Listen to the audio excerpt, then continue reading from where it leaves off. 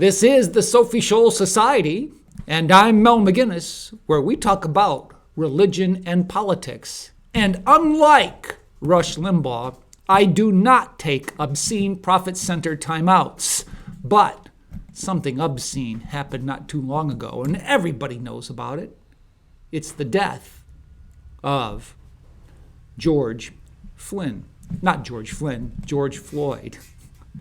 Seeing a rally on Sunday afternoon in Jamestown in protest of the deadly injustice to George Floyd, I went in support of Pastor Chloe Smith, who delivered a compelling prayer in looking to God for help in dealing with unjust matters constructively. It was tremendous to see officials in our area, from Chief Snellings, Mayor Sundquist, and Sheriff Quattrone, hearing the cries and complaints of a grieving community. That was a productive, necessary, and proper way to conduct a public gathering in a moment of tension. I stood in support for the rightful protest of the murder of George Floyd. And who wouldn't, by the way? Now, I did not go to the rally that evening in front of the Jamestown Police Department, advertised on social media to give the Jamestown Police, quote, a taste of justice. If I would have stood in that one, I would have stood for our police. Advertising that protest to administer a taste of justice sounded too much like, "We'll take revenge." Vengeance is rightly settled by God, and justice through the proper authorities. Legitimate protesters do not administer that kind of justice, let alone revenge. Justifiable, peaceful protests bring injustice to light, not justice to dish out, not even just a taste of it. The New York Times editorial recently said, "American protests won't stop until police brutality ends." Dennis Prager notices how similar that is to, "We'll open when it's safe." Well, when's that? Are there no risks? Are all police departments comprised of angels? Were Jesus' disciples all good? Thankfully, our area has been spared the mayhem, destruction, and riots in other cities. Minus the peaceful protests, isn't the rioting, looting, and vandalism besieging other cities a hysterical overreaction?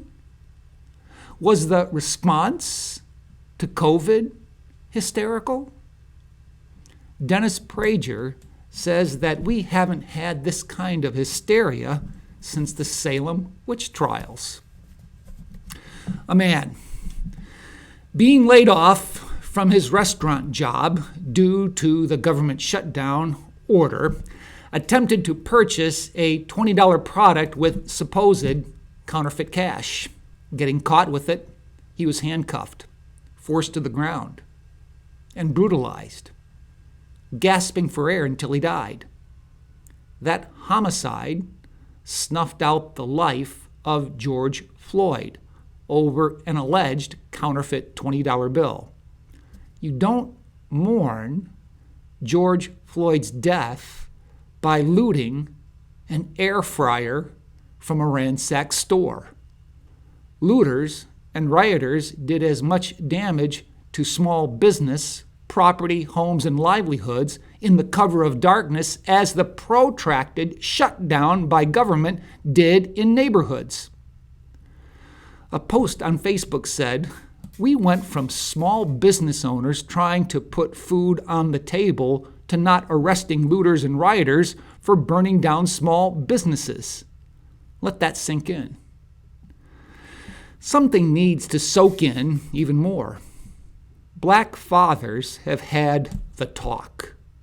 with their sons. It's not the talk we in white America, white evangelical America have. It's the talk dealing with the police. It's sad but true. It needs to be addressed. It goes to the heart of what prolific pastor Tony Evans drives at in saying, the devolution of our society is different from the way in which God intends us to live. We must pray. Hearts must change.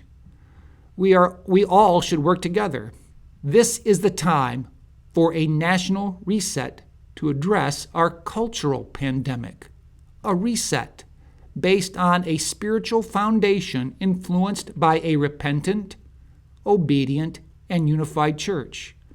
We must rise up together to rectify the individual and systematic issues we face. This is a time to build on a better tomorrow and not tear it down. Evans continues, and while we must address the crisis before us, we must also not allow ourselves to be drawn into the destructive response. I not only affirm, but also encourage the peaceful and righteous protests and protesters, as does God. Acts 16, verses 35 through 40. Voices must speak up. Proverbs 31:8. But unrighteous destruction will not accomplish the goal we need to ultimately experience once and for all. Pray for peace. Pray for unity. Speak truth in love, but still speak, then act. Together we can effectuate positive change if we pursue it with wisdom, tenacity, and strength. The aim being to provide more tangible recommendations on things each of us can do right now in order to bring about a reversal of injustices and promote healing in our land. Words to end by on this edition of the Sophie Scholl Society. And unlike Tony Kornheiser of Pardon the Interruption, I cannot promise you that I'll do better the next time.